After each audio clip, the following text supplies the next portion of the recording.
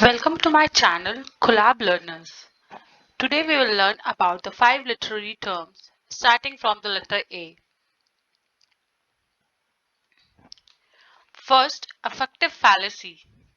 In an essay published in 1946, W. K. Wimsatt Jr. and Monroe C. Beardsley defined the affective fallacy as the error of evaluating a poem by its effect, especially its emotional effect upon the reader. As a result of this fallacy, the poem itself, as an object of specifically critical judgment, tends to disappear, so that criticism ends in impressionism and relativism. This attempt to separate the appreciation and evaluation of a poem from its emotional and other effects on the reader has been severely criticized, on the grounds that a work of literature which leaves the reader unresponsive and impassive is not experienced as literature at all.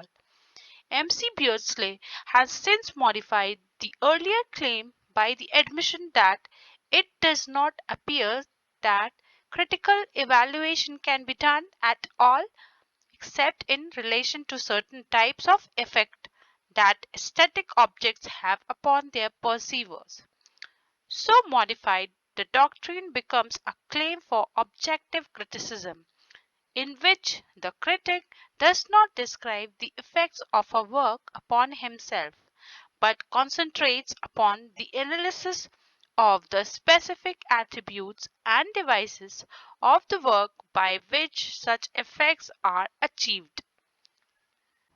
The affective fallacy, reprinted in W. K. Wimsatt Jr., The Verbal Icon, 1954, Monroe C. Beardsley, Aesthetics, Problem in the Philosophy of Criticism, 1958. The second literary term is Alexandrine.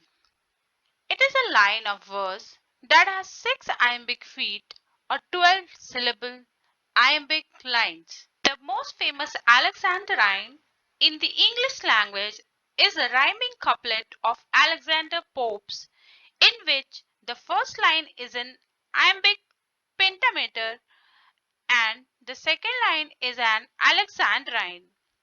A needless Alexandrine ends the song that, like a wounded snake, drags its slow length along. Third literary term is allegory. It is a narrative poem or prose which carries a second meaning beneath the immediate surface account, or an extended narrative which carries a second meaning along with its surface story. The most famous allegory ever written was John Bunyan's The Pilgrim's Progress, that was published in 1678, making it a holdover. Allegory saw its artistic heyday in the Middle Ages. The fourth literary term is allusion. It is a reference to a familiar thing or person or event which is often mythical, resulting usually in provision of further meaning in compressed form.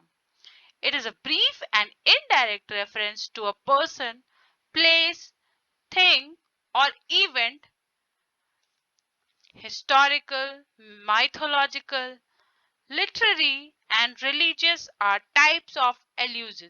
Example of allusion is I do not like your quixotic idea.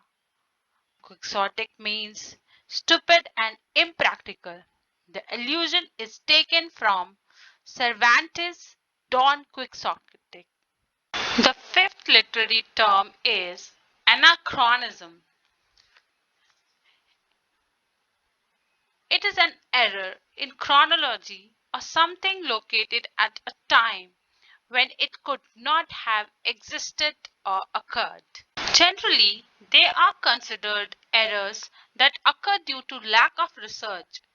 For example, if a painter paints a portrait of Aristotle and shows him wearing a wristwatch It would be an example of anachronism, as we are all aware that wristwatches did not exist during Aristotle's time.